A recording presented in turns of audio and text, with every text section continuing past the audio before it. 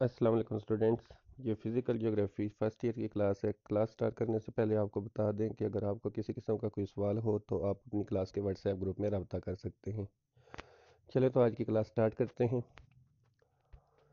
آج کا ہمارا ٹاپک ہے سطح مرتفع یا پلیٹو۔ آج کے اس سبق میں ہم سطح مرتفع کی تعریف کے بارے میں پڑھیں گے اور یہ دیکھیں گے کہ سطح مرتفع کو کن مختلف اقسام میں تقسیم کیا جاتا ہے۔ اس کے بعد سطح مرتفع کے انسانی زندگی پر اثرات کے بارے میں جانیں گے۔ تو چلیں آج کی کلاس سٹارٹ کرتے ہیں۔ سطح مرتفع۔ سطح مرتفع عام طور پر اس وسیع، بلند اور قدرے ہموار قطع زمین کو کہا جاتا ہے جو گرد و نواح میں پست میدانوں کے علاقوں میں نمایاں طور پر بلند ہو۔ یہ غیر معمولی طور پر بہت زیادہ بلند بھی ہو سکتی ہے، جیسا کہ سطح مرتفع تبت۔ اس کی سطح سمندر سے بلندی 4500 میٹر ہے۔ اگر سطح مرتفع کے پہلو میں کھڑی چٹان کی طرح سیدھا ڈھلوان ہو تو اسے ٹیبل لینڈ کہا جاتا ہے۔ سطح مرتفع کی بلندی عام طور پر 300 میٹر کے قریب تصور کی جاتی ہے۔ سطح مرتفع کی جماعت بندی یا کلاسیفیکیشن آف پلیٹوز۔ سطح مرتفع کو 3 بڑی اقسام میں تقسیم کیا جاتا ہے۔ نمبر 1، بین الاقوامی سطح مرتفع یا انٹر مونٹ پلیٹو۔ نمبر 2، کوہ دامنی سطح مرتفع یا پیڈ مونٹ پلیٹو۔ اور نمبر 3، براعظمی سطح مرتفع یا کانٹیننٹل پلیٹو۔ آنے والی سلائیڈ میں ہم ایک ایک کر کے ان کے بارے میں پڑھیں گے۔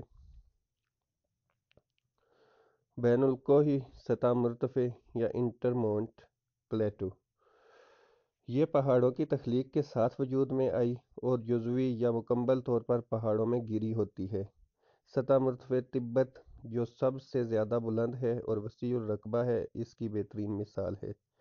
جنوبی افریقہ میں سطح مرتفع بولیویا بھی بین الاقوامی سطح مرتفع ہے۔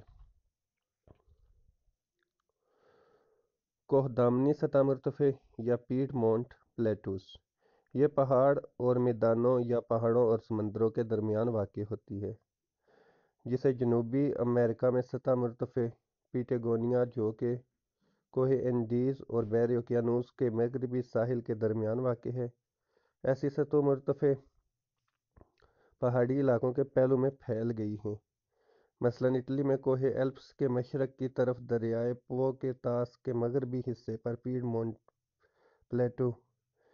ایسی ہی سطح مرتفع ریاست ہائے متحدہ امریکہ میں کوہ اپلاشین کے مشرق اور مغرب کے دونوں طرف واقع ہے۔ براعظمی سطح مرتفع یا کانٹیننٹل پلیٹو یہ سطح مرتفع 2 قسم کے پلیٹ فارم پر مشتمل ہے۔ نمبر 1، شیلڈ لینڈ اور نمبر 2، گوڈوانا لینڈ۔ شیلڈ سطح مرتفع شمالی نصف کرہ سے تعلق رکھتی ہے اور 3 پلیٹ فارموں پر مشتمل ہے: کینیڈین شیلڈ، بالٹک شیٹ اور سائبیرین شیٹ۔ یہ ارضی قطعات پرانے وقت سے قائم ہیں جو حرکات ارضی سے متاثر نہیں ہوئے اور موجودہ براعظم ان بنیادوں پر پھیلے ہوئے ہیں: جزیرہ نمائے عرب، سطح مرتفع دکن، سطح مرتفع مغربی آسٹریلیا، گینی اور برازیل کی سطح مرتفع بھی اس گروپ میں شامل ہیں، کیونکہ یہ حرکات ارضی سے متاثر نہیں ہوئیں۔ یہ براعظمی سطح مرتفع پرانی متغیرہ چٹانوں پر مشتمل ہیں۔ ان کے بہت سے حصوں میں معدنیات اور کچی دھاتیں موجود ہیں۔ سطح مرتفع کے انسانی زندگی پر اثرات۔ سطح مرتفع علاقوں میں عام طور پر بارش کثرت سے ہوتی ہے۔ دلدلی علاقوں اور نکاسی آب خراب ہونے کی وجہ سے انسانی زندگی کے لیے حالات ناسازگار ہو جاتے ہیں۔ پرانی سطح مرتفع زیادہ تر پرانی چٹانوں پر مشتمل ہوتی ہیں جن کی شکست و ریخت سے زرخیز مٹی پیدا نہیں ہوتی۔ ان کی بلندی اور سطح پر بنجر زمین زراعت اور انسانی آبادکاری کے لیے موافق نہیں ہے، البتہ جہاں آتش فشانی مادے لاوا کی صورت میں موجود ہوں وہاں زرخیز مٹی وجود میں آ جاتی ہے۔ مثلاً جنوبی ہندوستان میں سطح مرتفع دکن کی مٹی جو لاوا کی تہہ سے بنی ہوئی ہے کپاس کی کاشت کے لیے بہت موزوں ہے۔ بہت زیادہ کٹی پھٹی سطح مرتفع اس قدر ناموار ہوتی ہے کہ وہاں آبادکاری کے عمل میں نہیں لائی جاتی۔ بہت زیادہ بلند سطح مرتفع آب و ہوا سخت سرد ہونے کی وجہ سے آبادی بہت کم ہوتی ہے۔ اس کے برخلاف اگر سطح مرتفع کی بلندی اوسط درجے کی ہو اور گرد و نواح کے میدانی علاقوں کے مقابلے میں آب و ہوا خوشگوار ہوتی ہے، جیسا کہ مشرقی افریقہ کے کوہستانی علاقے اور جنوبی افریقہ میں ویلڈ، اس وجہ سے ان علاقوں میں سیاہ فام لوگ آباد ہوتے رہتے ہیں۔